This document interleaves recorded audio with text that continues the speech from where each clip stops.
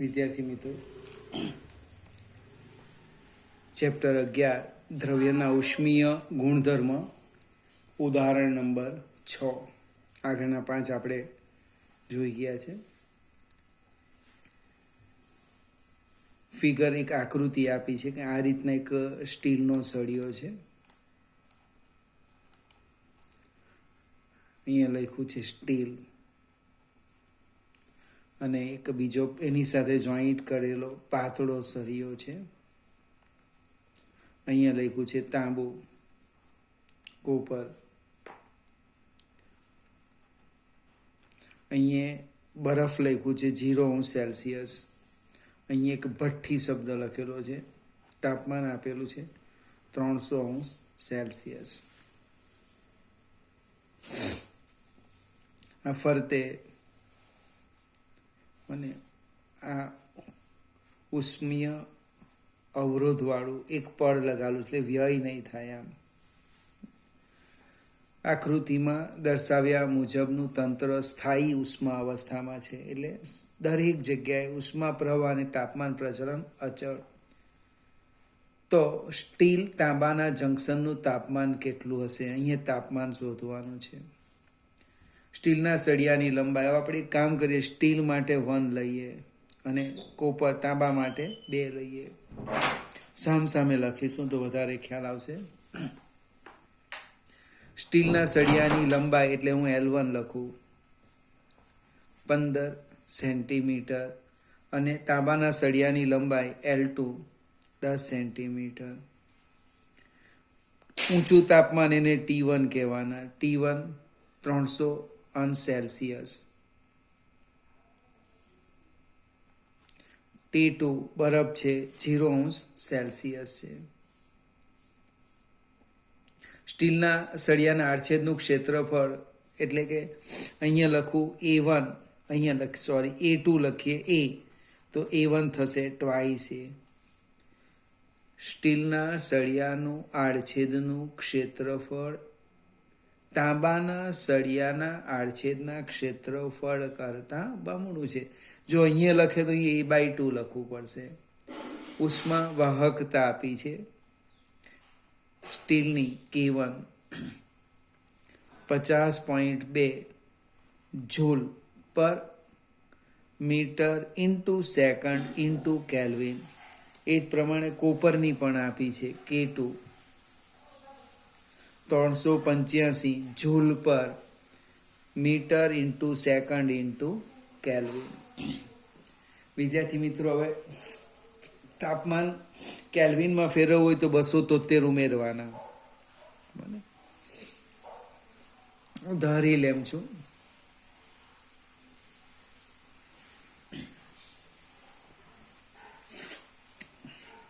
આ જે જંકશન છે એ જંકશનનું તાપમાન હું ધારી લેમ. સપોઝ જંકશનનું તાપમાન આપણે ધારી લઈએ T. હવે સ્થાયી ઉષ્મા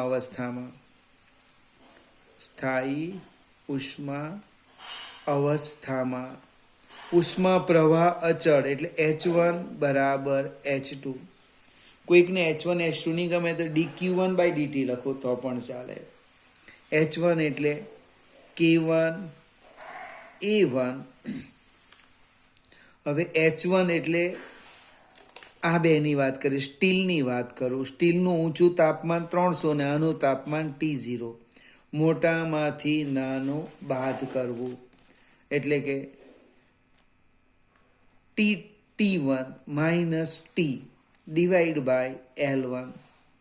H2 એટલે તાંબાના સળિયાની વાત કરે, એના એક છેડાનું તાપમાન T0 છે ને બીજાનું 0 છે, એટલે આમ થશે K2 A2 T minus T2 divide by L2. ફરીથી વિદ્યાર્થી મિત્રો, અહીંયા H1 એટલે સ્ટીલની વાત કરી. આ 2 તાપમાન મને ખબર છે એટલે મોટામાંથી નાનું બાદ કર્યું ભાગ્યા એની લંબાઈ. સેમ અહીંયા વાત કરી. હવે કિંમત જેટલી ખબર છે એટલી મૂકી દઈએ.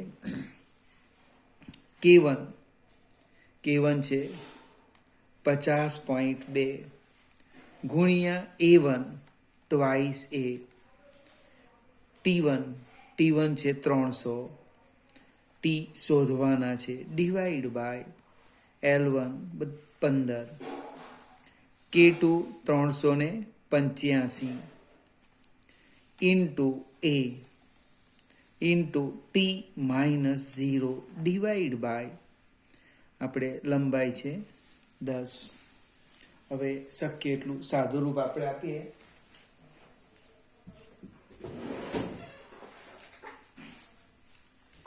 બંને બાજુથી એ લગભગ નીકળી જશે.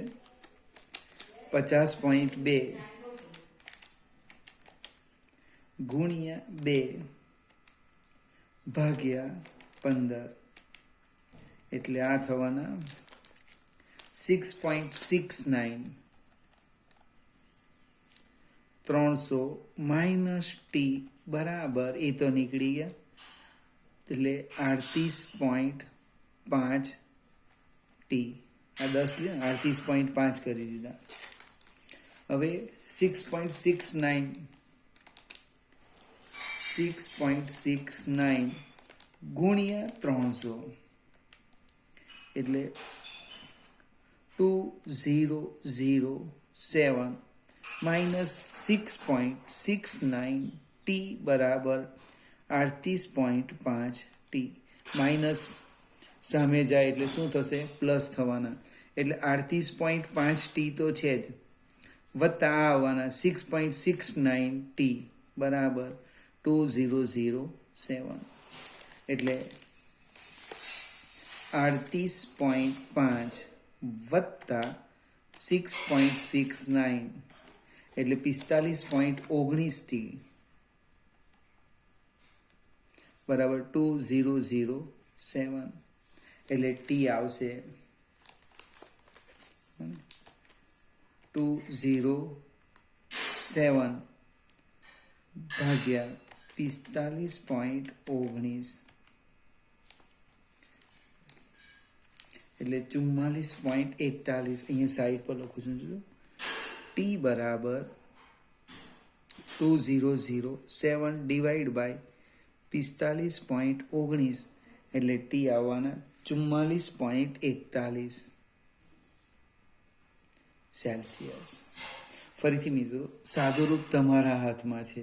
મેં જે રીતે આપ્યું એ આપવાની જરૂર નથી. તમને જેમ યોગ્ય લાગે એ રીતે સાદું રૂપ આપવું. આગળ જઈએ. 7મો એક્ઝામ્પલ.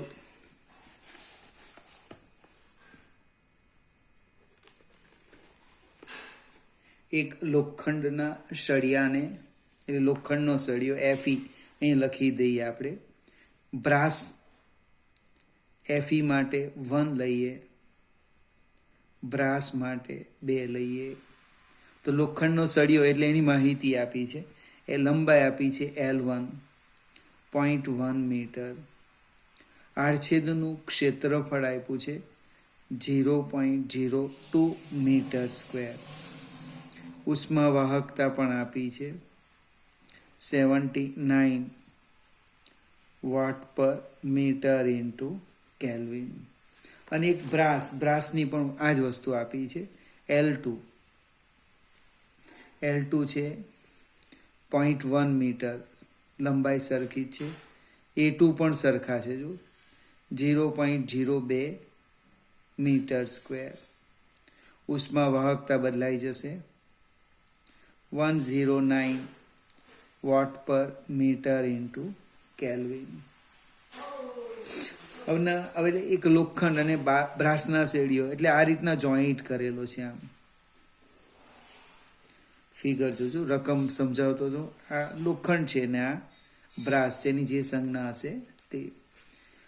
લોખંડ અને બ્રાસના મુક્ત છેડાઓના તાપમાન અનુક્રમે લોખંડ પહેલા લખ્યું એટલે આ મુક્તો છેડો થવાનો 373 કેલ્વિન અને અહીંયા છે 273 કેલ્વિન. એટલે બ્રાસનો મુક્તો છેડો બરફમાં છે અને લોખંડનો મુક્તો છેડો વરાળમાં છે. તો જંકશનનું તાપમાન શોધવા કીધું. આ તાપમાન ટી જસ્ટ હમણે જ આપણે ગણી ગયા. સંયુક્ત સળિયાની સમતુલ્ય ઉષ્મા વાહકતા અને ઉષ્મા પ્રવાહનું સૂત્ર મેળવવાનું છે. હવે T1 ઊંચું તાપમાન એને હું T1 કહી દઉં, 373 કેલ્વિન, અને આ T2 ને આપણે 273 કેલ્વિન કહીએ. જે ચર્ચા હમણે કરી એ જ સેમ લઈ લઈએ. સ્થાયી ઉષ્મા અવસ્થામાં સ્થાયી ઉષ્મા અવસ્થા તો કે H1 બરાબર H2. H1 લોખંડના સળિયા માટે K1 A1 T1 minus T by L1. H2 brass K2 A2 T minus T2 by L2. હવે આપેલી રકમમાં તમે ચેક કરો તો કે L1 અને L2 તથા A1 બરાબર A2 છે. રકમ એટલે કિંમત મૂકો તો કેન્સલ થશે. આડછેદનું ક્ષેત્રફળ અને લંબાઈ સરખા જ છે. એનો અર્થ જે બાકી રહ્યું એ લખી દઈએ તો કે K1 આપણને આપેલા છે 79. તો હજુ એક સ્ટેપ લખીએ. K1 T1 minus T બરાબર K2 T minus T2. K1 79 T1 373 minus T બરાબર K2 109 T minus 0 એટલે 273. ચલો 79 ગુણ્યા 373 ઓછા 79 T બરાબર 109 T minus 109 into 273. હવે 373 ગુણ્યા 79 એટલે લગભગ 29467. 29467. આ માઇનસ આ બાજુ આવશે એટલે પ્લસ થશે. 109 ગુણ્યા 273 એટલે 29757 બરાબર 109T પ્લસ 79T.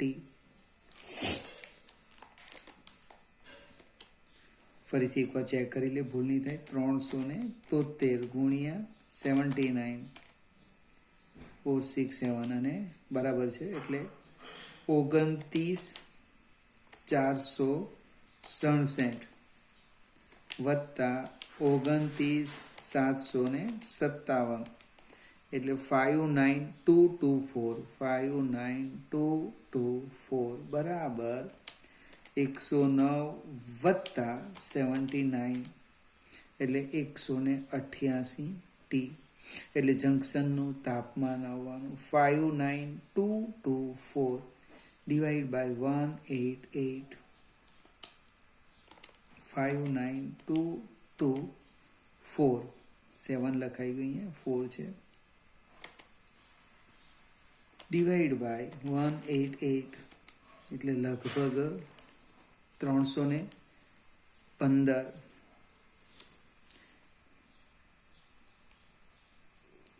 કેલ્વિન આવે છે. જંક્શનનું તાપમાન કેટલું આવ્યું? 315 કેલ્વિન. ફરીથી સ્ટેપ જોજો. L1 બરાબર L2 ને A1 બરાબર A2 એટલા બંને બાજુથી કાઢી નાખ્યા. સ્ટેપ આવ્યું, કિંમત મૂકી. સાદુરૂપ તમારે જે રીતે આપવું એ રીતે આપજો, આમાં હું પડતો નથી. હવે બીજો પ્રશ્ન છે ઉષ્મીય અવરોધ. મિત્રો આપણે થોડીક થિયરી જોવી પડશે. પ્રશ્ન છે બીજો પ્રશ્ન છે આપેલો, એનો આપણે સમતુલ્ય ઉષ્મા વાહકતા. એ પહેલા આપણે ઉષ્મીય અવરોધ જોવાના. ઉષ્મીય અવરોધ કેવી રીતે સમજાવજો? H બરાબર સૂત્ર આવું છે કે T1 minus T2 by કે એ આ એલ છે, અને આમ લખાય જો એચ બરાબર T1 minus T2 divide by L divide by K A. હવે આને કોની સાથે સરખાવવાના? તો કે પ્રવાહ જોજો, પ્રવાહ I બરાબર વિદ્યુત સ્થિતિમાનનો તફાવત V2 minus V1 by R. આ બંને સમીકરણને સરખાવવા પડે આપણે. તો તાપમાનના તફાવતને કારણે પ્રવાહ મળે, અહીંયા વિદ્યુત સ્થિતિમાનના તફાવતને કારણે પ્રવાહ મળે. આનો છેદ અવરોધ, તો આનો છેદ પણ અવરોધ, એટલે અહીંયા ઉષ્મીય અવરોધનું સૂત્ર આવવાનું, જે આપણે કોષમાં નથી. અને ઉષ્મીય અવરોધ એનું સૂત્ર આવે છે R is equal to L by કે.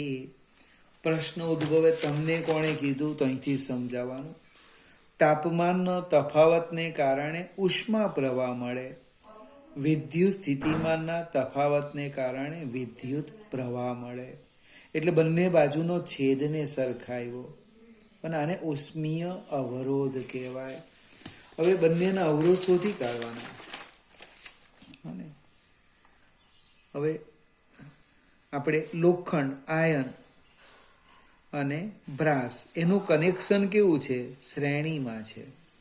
શ્રેણીમાં એટલે સમતુલ્ય અવરોધ આમ લખાય, સમતુલ્ય અવરોધ. R બરાબર R1 પ્લસ R2. હવે સમતુલ્ય ઉષ્મા વાહકતા, સમતુલ્ય ઉષ્મા વાહકતા ધારો કે K હોય તો કેવી રીતે લખવાના? તો આમ લખાશે, R લખું છું જો, દ્રવ્યની સમતુલ્ય ઉષ્મા વાહકતા બને. K લઈએ, તારની લંબાઈ ટ્વાઇસ L લઈ લઈએ. L1 બરાબર L2 છે ને, એને આપણે L કહીશું. તો લખાશે કેવી રીતના? ટ્વાઇસ L બાય કે એ બરાબર L by K1A plus L by K2A. ફરીથી મિત્રો આ વાક્ય સમજાવું, આપણા કોર્સમાં નથી એટલે એને જરાક સમય લાગશે સમજવા માટે.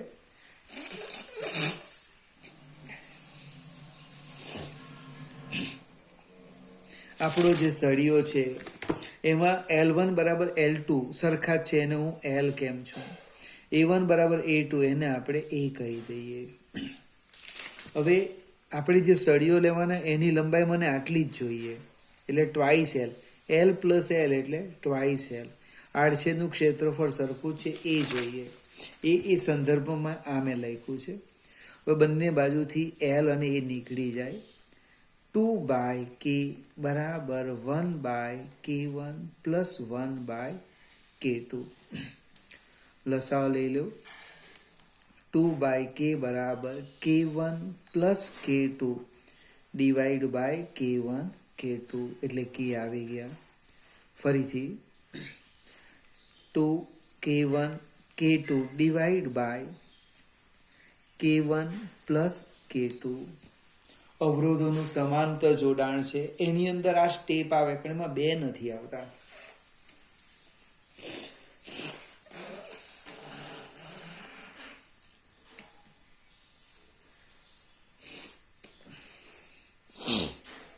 સમતુલ્ય એટલે જે લંબાઈ છે તે જ રહેવી જોઈએ, જે ક્ષેત્રફળ છે એ જ રહેવું જોઈએ. તો સમગ્ર સળિયાની કુલ લંબાઈ L plus L twice L, એટલે એ જ રાખી, ક્ષેત્રફળ પણ એ જ રાખ્યું. અને આપણે કઈ વસ્તુ શોધી? ઉષ્મા વાહકતા. હવે ઉષ્મા પ્રવાહ શોધવાનું છે. ઉષ્મા પ્રવાહ 3 રીતે શોધી શકાય. હું માત્ર સૂત્ર લખીશ, કિંમત મૂકીને તમારે સાદું રૂપ આપી દેવાનું. એક હું H1 લખું, H1 તો K1 A1 T1 minus T by L1. તમને આ ન ગમે તો બીજું સૂત્ર લેવું, H2 K2 A2 T - T2/L2. એ પણ ન ગમે તો સમગ્ર સળિયા માટે લખો, અથવા સમગ્ર સળિયા માટે H બરાબર સમતુલ્ય KA T1 - T2/2L. ત્રણે એટલે સમય તમારી પાસે પૂરતો છે, 3માં કિંમત મૂકો, જવાબ સરખો જ આવશે. પહેલા મેં ઉષ્મા પ્રવાહ આમાં શોધ્યું, પછી મેં આમાં શોધ્યું, સરખું જ આવવાનું. સમગ્ર સળિયામાં લાવ્યું, એ પણ કેવું આવશે? સરખું આવશે. આપણે સેજ આગળ જઈએ. આ ગણતરી હું તમારા પર છોડું છું. આશા અથવા અપેક્ષા રાખીશ જવાબ મોકલાવે. ઉદાહરણ 8.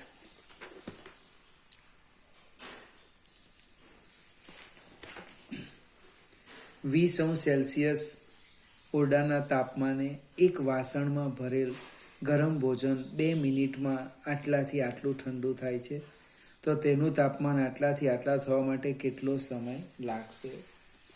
આ એક એક્ઝામ્પલ થોડો મોટો છે. પરિસરનું તાપમાન આપેલું છે °C. હવે જે ભોજન છે એના તાપમાનનો તફાવત આપેલો છે. એક T1 છે 94°C અને એ ઠંડુ થઈ ગયું. કેટલું થયું? તો કે 86°C. હવે એ માટે લાગતો સમય પણ આપ્યો છે T, 2 મિનિટ એટલે 120 સેકન્ડ. હવે આપણી પાસે જે સૂત્ર છે એનો ઉપયોગ કરીએ. માઇનસ લખવું હોય તો માઇનસ ન્યૂટનના સેકન્ડનો નિયમ dt/dt બરાબર K T - TS. હવે અહીંયા ટી કયા લેવા? સૌથી મોટો પ્રશ્ન આવે તો સરેરાશ લેવાનું. T1 + T2/2 એ સરેરાશ, એટલે કે 94 + 86/2, 94 + 86 ભાગ્યા 2, જે આવે તે 90. કિંમત મૂકી દઈએ. માઇનસ નાનામાંથી મોટું બાદ કરવું પડશે. અંતિમ 86 - 94 છેદમાં 120 બરાબર K 90 - 20. હવે જો તમે આગળ માઇનસ ન લખો, હું સમજાવું, તો મોટામાંથી નાનું બાદ કરજો. બિલકુલ ચિંતા નહીં કરવાની, ભૂલ નહીં થવી જોઈએ. આ સાઈડ પ્લસ રહેવી જોઈએ. એટલે કેટલા થવાના? 94 - 86 -8 ને માઇનસ નીકળી જવાના, એટલે 8/120. 90માંથી 20 જવાના, એટલે 70 K. એટલે K આવી ગયા 8/70 × 120. રવા દઈએ એમ જ આપણે. હવે ફરીથી બીજો ભાગ આપ્યો છે કે એનું તાપમાન 71 થી 69 થતા. એટલે આપણે એક કામ કરીએ, T3 લઈએ. T3 71 અને T4 69°C અને T શોધવાના છે. ફરીથી પહેલા સરેરાશ T શોધી કાઢીએ. T3 + T4/2 એટલે કે 71 + 69/2 એટલે લગભગ 70°C આવે. ફરીથી નિયમ લખીએ. ન્યૂટન સેકન્ડનો નિયમ ΔT/T, સ્મોલ t લખું ડાયરેક્ટ, K T - TS. અહીંયા લખી દઈએ. -69 - 71/T બરાબર K. હમણે શોધ્યા 8/70 × 120 કૌંસમાં T આવ્યા છે 70 - 20. 69 એટલે -2 એટલે +2 થવાનું. 2/T બરાબર 8/70 × 120 × 50. વિદ્યાર્થી મિત્રો, ટીને સૂત્રના કરતા કરી દઈએ. આવી કિંમત મૂકેલી છે. કદાચ હું બોલતો જ અમને દેખાય ને એવું પણ બની જાય. ફરીથી સમજાવું. અંતિમ ઓછા પ્રારંભિક સમય કે આપણે આ ઉપરથી શોધેલો છે, આ કે લખી દીધો. કોઈક અહીંયા સાદું રૂપ આપી દે તો પણ ચાલે, વારંવાર આવું લખવું નહીં પડે. સરેરાશ તાપમાન ઓછા પરિસરનું તાપમાન. ટીને સૂત્રના કરતા કરી એટલે 2 ગુણ્યા 70 ગુણ્યા 120 ભાગ્યા 8 ગુણ્યા 50, જે આવે એ જવાબ આપણો સેકન્ડ. ફરીથી આ ચેપ્ટરના માર્ક્સ ઓછા છે, અમુક દાખલા ખૂબ મોટા છે, 5 માર્કમાં પૂછી શકાય. બીજું, આજે ઉષ્મીય અવરોધનો એક નવો કન્સેપ્ટ થિયરીમાં નથી પણ એક્ઝામ્પલમાં આપ્યો છે, સમજવા પ્રયત્ન કરજો. બીજું, કદાચ ફેબ્રુઆરીમાં સ્કૂલ શરૂ થાય તો 2 અને 3 ચેપ્ટર બરાબર તૈયાર કરી દેજો. આપણે શરૂઆતમાં ટેસ્ટ રાખીશું.